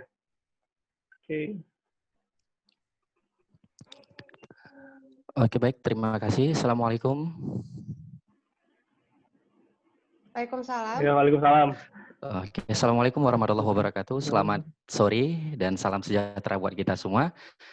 Terima kasih untuk Kakak Dwi, Kakak Ihsana, dan terutama untuk Kak pemateri tadi, Mbak Syahnas, ya. Pemaparannya sangat luar biasa, yang pastinya materi-materi seperti ini sebenarnya sudah sering kita dengarkan, tetapi ini pemaparan dari Kak Syahnas yang luar biasa ya. Cara berbicaranya juga sangat luar biasa, itu yang patut diacung jempol. Perlu banyak belajar saya, karena sepertinya saya dengan Mbak Syahnas. Oke, baik. Perkenalkan dulu diri saya Fajri, ya. Sekarang berada di Kalimantan Barat, di perbatasan dengan Kalimantan Timur, di penghujung pelosok desa. Untuk menuju ke kabupaten itu menempuh jarak 12 jam. Itu ke kabupaten, belum ke provinsi. Nah, jadi saya di sini adalah juga salah satu guru yang mulai mengajar dari tahun 2006 hingga sekarang. Nah, jadi sekarang ini untuk mendapatkan pemateri webinar ini pun saja, saya itu menempuh jarak 2 jam perjalanan untuk mendapatkan sinyal. Dan sampai saat ini tidak ada listrik. Jikapun nanti HP saya padam berarti karena lowbat. Karena tadi saya bawa powerbank juga dan powerbank pun kayaknya udah muncul tanda mau habis baterainya. Di sini pun belum ada listrik. Jika di tempat tugas saya sampai saat sekarang itu juga belum ada listrik. Saya adalah salah satu guru, merangkap sebagai kepala sekolah, merangkap sebagai operator, merangkap sebagai pengajar. Di satu sekolah ada 6 kelas dan satu-satunya saya. Sama seperti yang diceritakan oleh kakak Mario yang tadi ya. Saya cuma sendiri, Mbak. 6 kelas. Dan di sini mungkin saya sedikit tersinggung sebagai seorang pendidik yang dituntut oleh apa yang dipaparkan oleh Kak Mario tadi. Dibilang guru yang dibilang tanpa tanda jasa, terkadang kalau kita belum merasakan, saya juga dulu merasakan hal yang sama seperti itu. Setelah saya menjadi sebagai seorang pendidik, ternyata hal itu banyak administrasi yang harus kita selesaikan. Sama halnya seperti saya mengajar 6 kelas, satu-satunya. Pernah saya mencari guru honor, tetapi tidak ada yang mau betah. Paling lama betah bertahan di pelosok itu karena tidak ada apa-apa.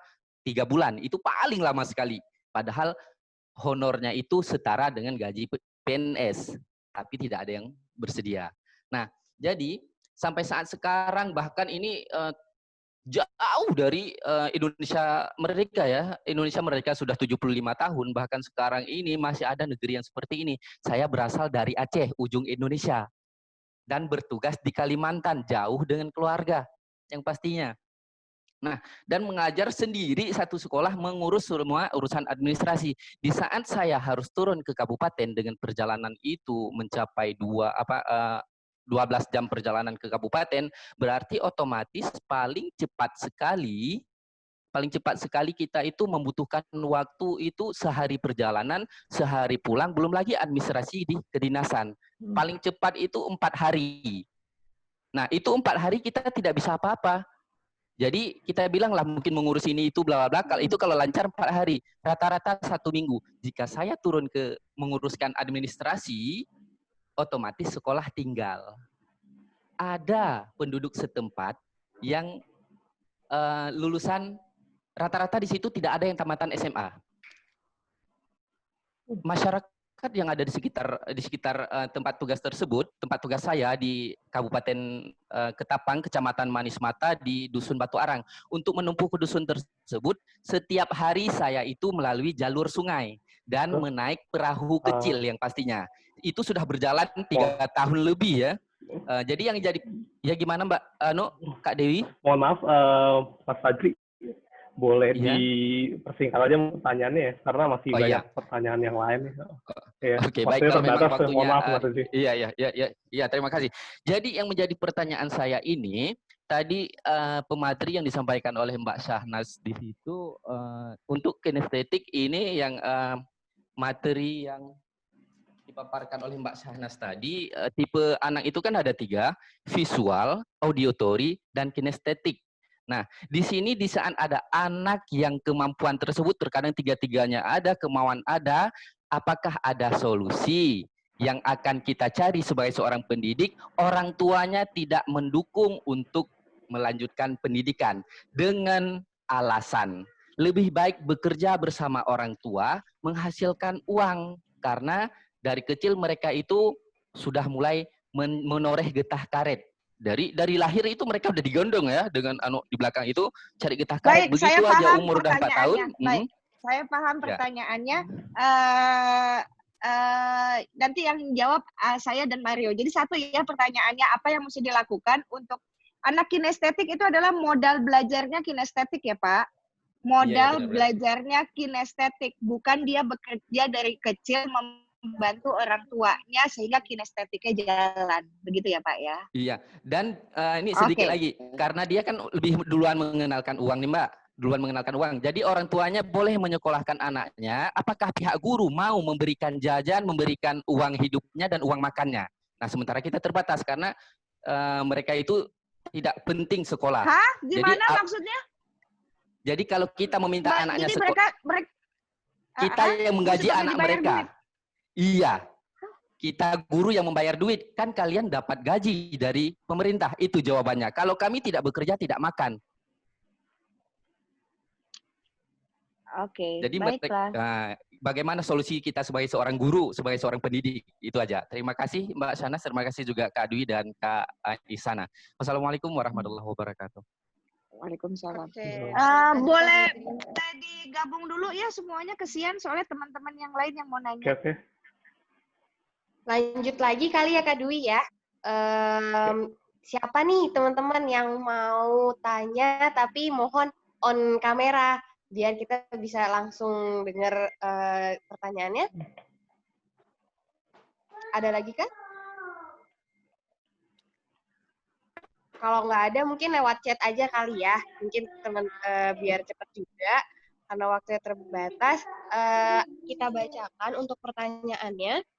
Yang pertama dari Nur Anissa mau bertanya, Kak Shahnaz, bagaimana cara kita menemukan bakat diri kita dan skill yang cocok untuk masa depan sendiri?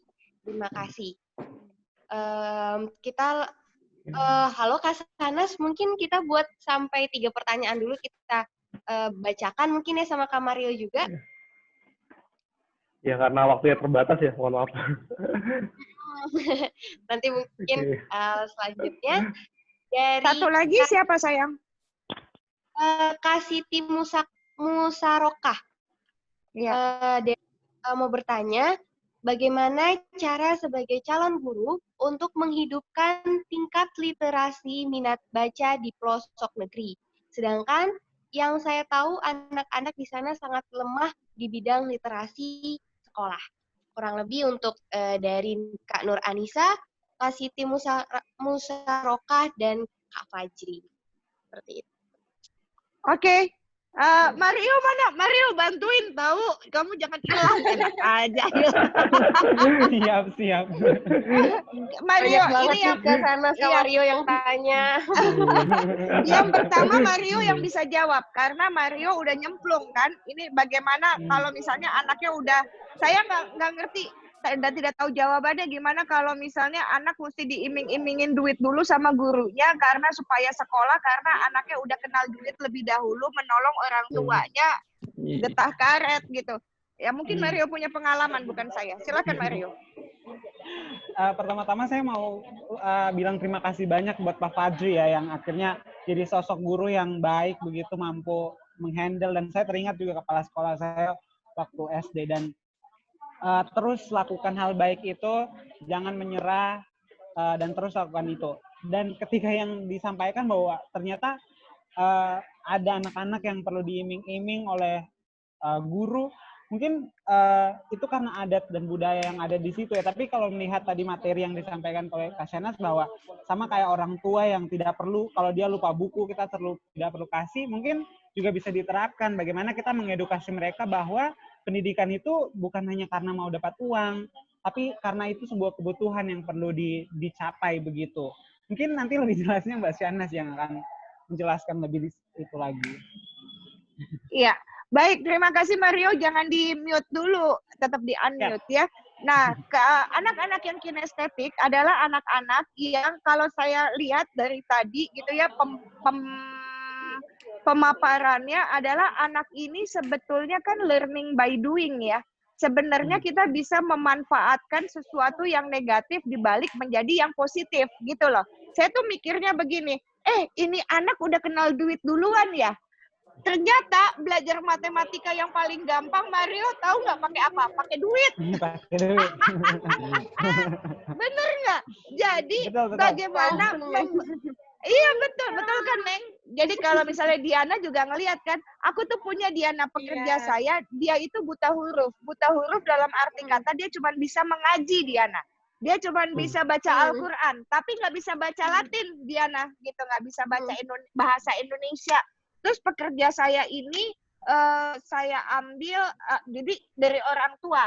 Jadi sejak saya usia 3 bulan, Ibu Yayat ini udah bekerja dalam keluarga besar kami sampai sekarang, gitu ya. Jadi sampai sekarang pun Ibu Yayat juga nggak bisa disuruh belajar baca juga nggak bisa, cuma baca cuman bisa bacanya Al-Quran. Udah begitu ya, jadi bahasa Arab.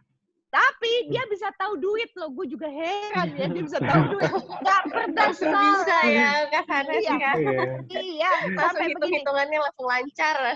Selain hitung-hitungannya, bacaannya juga tahu 1.000, 10.000, 100.000. Bisa langsung tahu. Emang duit tuh ya luar biasa dampaknya dalam kehidupan melancarkan ya Kak Sanes. Melancarkan. Nah, jadi buat pertanyaan yang tadi,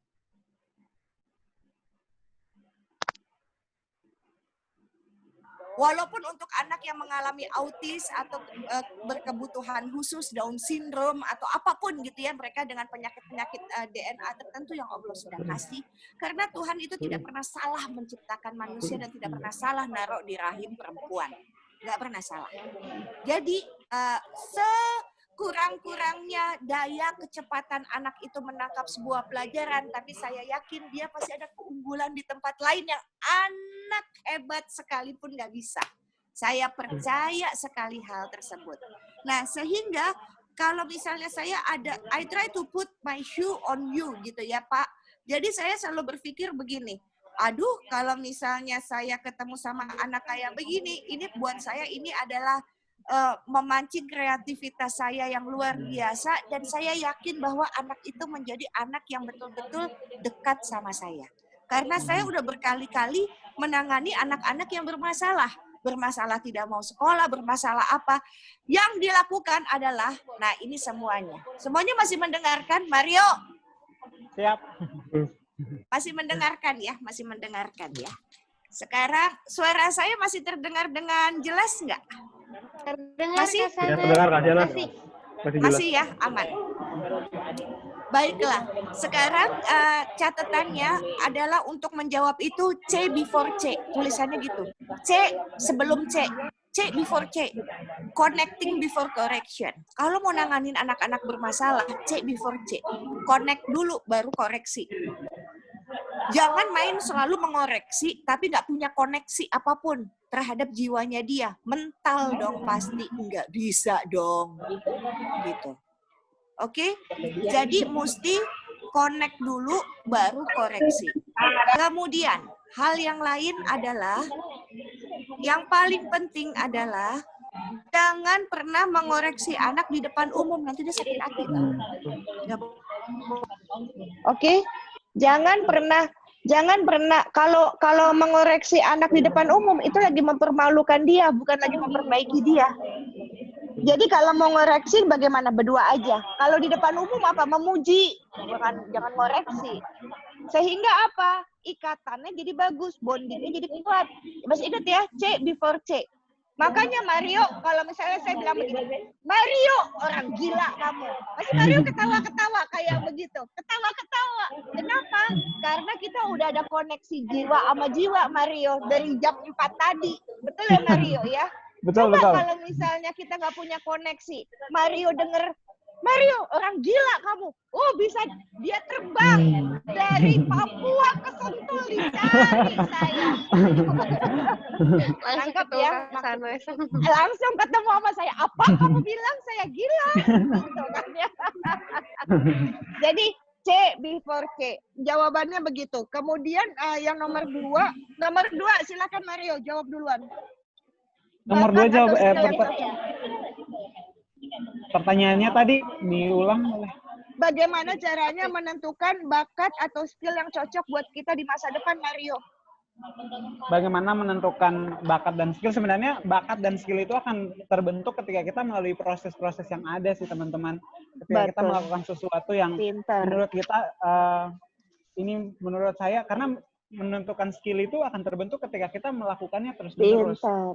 Jadi kalau cuman saya tahu ini, tapi sudah selesai, ya sudah. Makanya seperti yang tadi Kak Shenas bilang bahwa Kak Shenas punya teman-teman yang belajar, mungkin hanya belajar, tapi ketika orang yang cuma lulus SMA, ketika dia terus melakukannya, dia terus berproses, nantinya jadinya skillnya terbentuk. Lebih hebat. Jadi mungkin itu yang bisa saya jawab sih. Betul.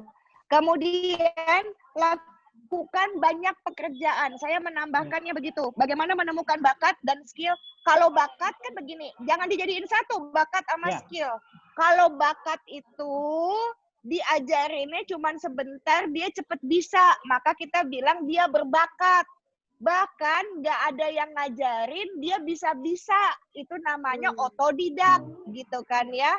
Nah, tapi kalau skill kudu diasah. Itu kayak pisau. Pisaunya bagus, cakep, mahal pula. Tapi nggak pernah diasah. Nggak bisa buat apa-apa, cuma buat pajangan doang dia. Bakatnya tuh cuma buat pajangan doang. Tapi kalau skillnya itu diasah, dilatih, terus. Masih ingat kan? Hand, tangan, hand, heart, gitu loh. Jadi sesudah ilmu pengetahuannya, bakatnya dapat, kemudian apa yang mesti dilakukan adalah melatih keterampilannya dia yang disebut dengan skill. Ingat ya, bakat itu adalah modal yang ada di DNA. Bakat itu adalah modal yang ada di DNA. Tetapi bakat itu nggak ada artinya kalau nggak dilatih. Itu kayak pisau. Kalau nggak diasah, cuma jadi pajangan. Nggak bisa. Buat motong bawang aja nggak bisa. Gitu loh. Buat ngoles mentega juga nggak bisa. Karena udah karatan. Karena nggak diasah skillnya. Begitu ya. Jadi lakukan hal sebanyak mungkin. Kalau ketemu ada satu pekerjaan yang nggak bikin kita mengeluh, padahal capek banget. Itu artinya salah satunya. Gitu loh. Kayak Mario ngerjain yang sekarang kan sebetulnya little to me salary no up gitu kan ya. Dikit-dikit ke gue. Duit ke gue.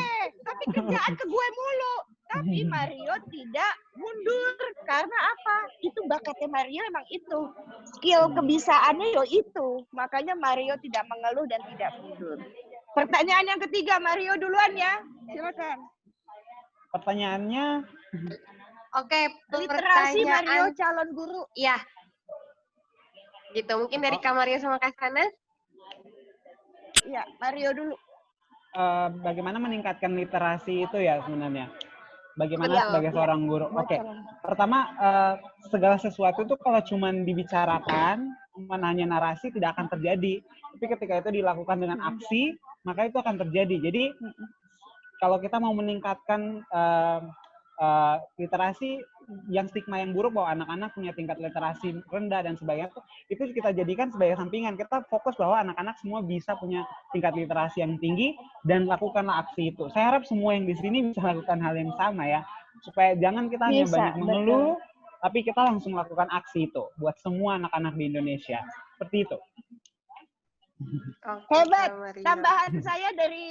Tambahan saya dari kalimat Mario sebagai penutup juga ya dari saya, karena perjumpaan kita juga sudah dibatasi waktu 1,5 jam. Penutupnya adalah begini, dari literasi, dari semuanya.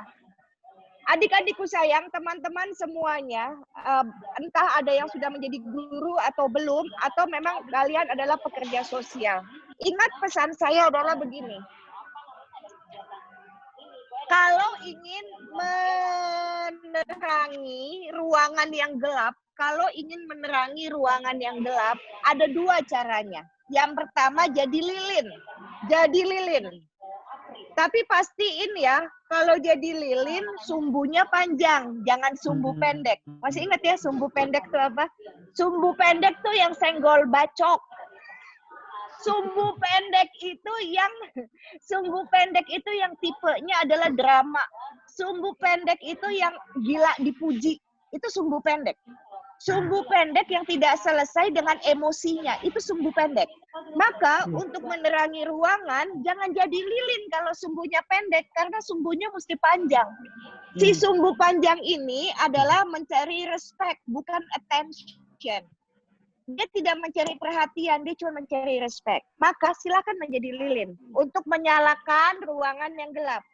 Tapi kalau sumbunya tidak panjang, jadilah cermin.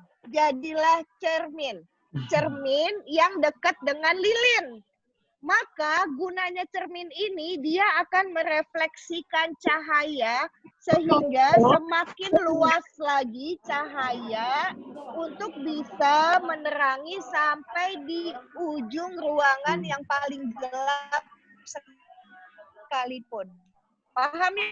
Jadi, mau bicara soal literasi, mau bicara tentang bagaimana kinerja kita sebagai pekerja sosial, bagaimana keinginan kita untuk membuat Indonesia menjadi lebih baik lagi, semakin baik lagi, maka pilih, silakan mau jadi apa? Mau jadi lilin atau mau jadi cermin?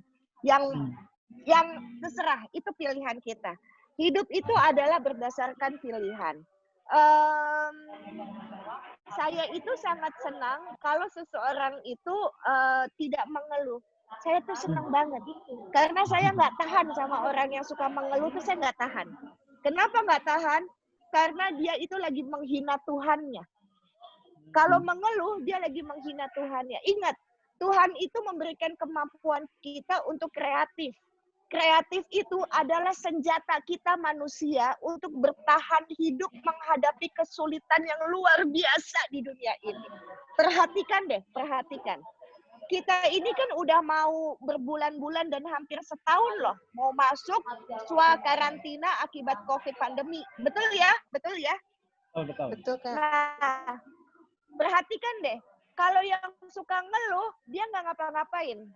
Tetapi kalau misalnya dia yang kreatif, pasti di sosial medianya dia lagi menebar inspirasi. Dan yang bertahan adalah seseorang yang kreatif.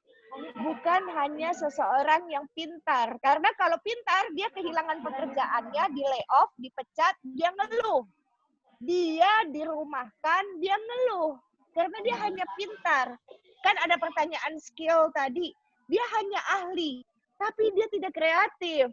Karena kreatif itu, kalau misalnya anaknya ada 10, uangnya nggak banyak, cuma dapat jatah telur 2 nih Diana. Maka perempuan yang baik, Diana, jawab pertanyaan saya cantik. Perempuan yang baik, kalau anaknya banyak, dia pasti nggak akan bikin telur rebus kan, supaya anaknya pada makan. Yang dibikin telur apa? Betul. Telur dadar. Betul. Kalau menurut aku telur dadar nggak sih? Dadar. Biar banyak. Biar bisa bagi-bagi banyak orang. Salah. Kalau telur mata sapi salah. Kalau telur dadar betul. Dadar. Iya. Iya. Benar. Jadi biar bisa bagi-bagi. Dibikin lebar-lebar, dikasih yang tipis-tipis. Yang penting kan semua anak makan telur. Itu kreatif. Tapi dia tidak mengeluh kenapa telur itu hanya 2. Begitu ya. Jadi itu penutup dari saya. Semuanya sehat, bahagia, kreatif, dan insya Allah Anda semuanya itu disayang sama Tuhan. Apapun agama kita, dimanapun tempat kita berada, karena kita semua sedang berjalan di bumi yang sama. Dan kita disuruh untuk menjadi pemimpin dan penolong untuk sesamanya. Terima kasih, saya Syahnas Haq. Assalamualaikum warahmatullahi wabarakatuh. Waalaikumsalam warahmatullahi wabarakatuh. Kembalikan kepada si ganteng dan si cantik. Terima kasih, Bu. Tapi jangan kemana-mana dulu, Kak. Karena sebentar ada sesi selanjutnya nggak sih, Kak Dwi? Habis ini kita foto bersama dulu. Habis itu kita karena ini juga mungkin masih banyak yang antusias dengan webinar ini, cuman waktu juga yang membatasi kita gitu ya. Jadi nanti setelah foto bersama kita closing. Oke. Terus mungkin buat teman-teman sekalian boleh turn on kameranya dulu, kita foto bersama. Ayo teman-teman foto sama Kak Mario sama Kak Sanas nih. Kapan lagi? Nyalain ya kameranya. Oke. Semua ya. 1 sampai 3 ya tadi. Halo Kak Sanas. Ya. Oke. 1, 2, 3. Oke, lagi. 1, 2.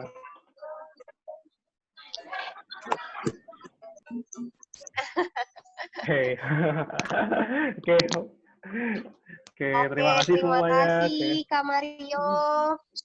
Terima kasih Kak Sanas buat insight-nya. Terima kasih teman-teman. Terima kasih Kak Shanas, terima kasih Kak Dwi. Sampai jumpa. Ya, Sampai sukses jumpa. selalu Kak Mario, Kak Shanas. Datang ke Raja Ampat. Sampai jumpa. Bye. Ketemu di Raja Ampat. Ya, sukses selalu semuanya. Sayangku semuanya, terima kasih. Bye. Dadah. Terima kasih teman-teman.